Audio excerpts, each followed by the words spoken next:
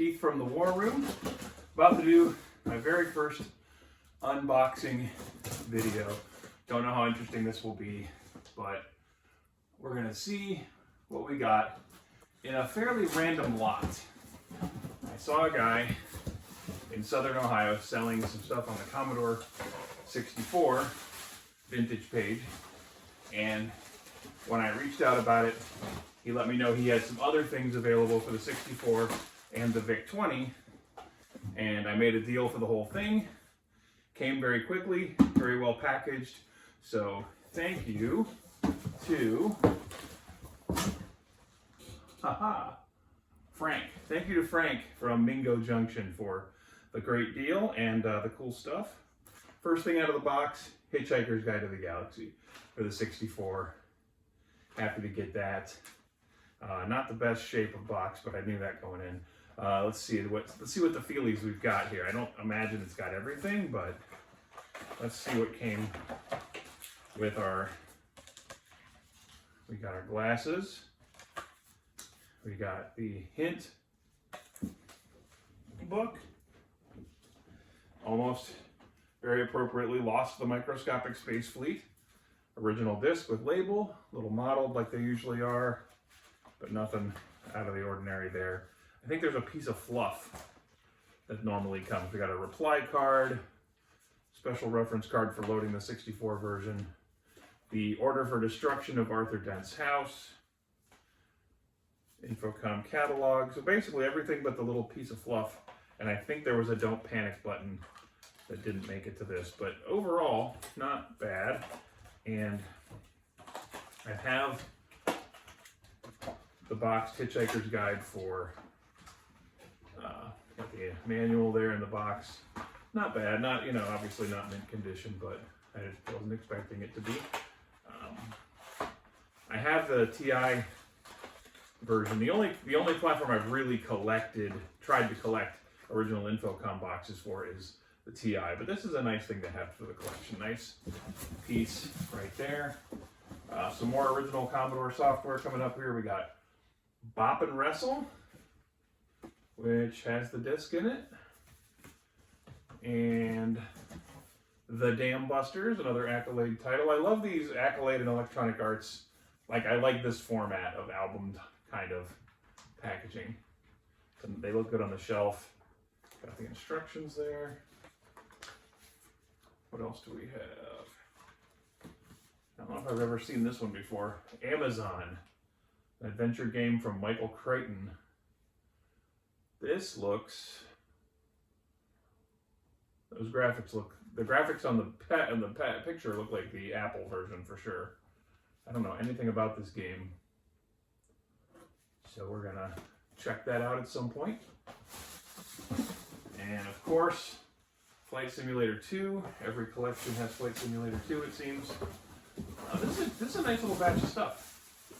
A couple of educational titles. We got from Spinnaker, we got Facemaker and Kindercomp. And you can always see occasionally the ill effects of 40 years of basement storage.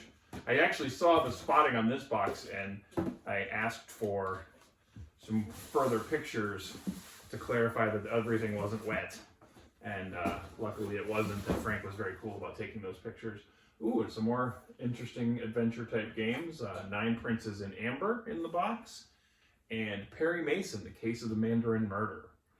A couple more adventures. It's a very unique kind of adventure, sort of graphic adventure game in that early generations. All right, we're getting into the hardware now. We have what I'm told is a non-working or possibly working data set. Add to the pile of those I have in the basement. If anyone needs like 6 of those not working, I might be making a bulk listing soon. Wow. This is, I don't think I've ever seen this later cover for the Commodore 64 Programmer's Reference Guide, but you definitely can tell this was a well-worn, well-used. I like that. I like this when this clearly was somebody's go-to for a very long time, and that's a cool thing to see and preserve. Blank Sierra Online container here with Homeward word processor, I guess. Guessing that had a cover on it at some point. We've got manuals. I'm not sure if we actually have discs, but they might be in the box. This has the case is a clamshell with cassette holders. I don't know much about Homeward, but that's something we can explore. Let's see. We have the Animation Station graphics sensor pad. I actually thought this was a koala pad when I saw the picture, but I'm not sure what the Animation Station is for or does, but we'll check that out. Got our handy Commodore 64 user's guide, pretty typical there. I believe we have a modem here. We have a Super Effects modem, 9600 baud, blazing for this era. I'm not sure what will be done with that, if anything. Some mini gem sticks. Add those to the collection, and a Point Master. Now, I think I like the Point Master if I'm remembering my sticks correctly. And we're getting down to the bottom of the stack here. And here comes, oh gosh, pile of cassettes and cartridges. Here on the cassette paintbrush demo, some home recorded tapes. We have some Vic cartridges. We've got nothing fancy. We got Omega Race, which is such a good game. Super Smash. Alright, we got Congo Bongo for the 64. We got Speed Bingo Math, Dance Fantasy. We've got Zaxxon. I'm not sure if I have a nice Zaxxon cartridge for the 64. Got that now. What else we got here? A nice little haul. Music Machine, fairly common. Paintbrush, fairly common. Unlabeled cartridge. We'll find out what that is. And of course, two other very common 64 cards. Visible Solar System and Radar Rat Race. One of the most common and primitive 64 games out there, of course. Slinky. I'm actually curious. Oh, look at that, Slinky from Cosme. I just reviewed this, the Cosme version of Slinky for the TI-99-4A, which was awful. We'll get to see if this is any better. I'm guessing it's better. Another blank cartridge, always fun, and another blank tape. I think that might be. We have one more,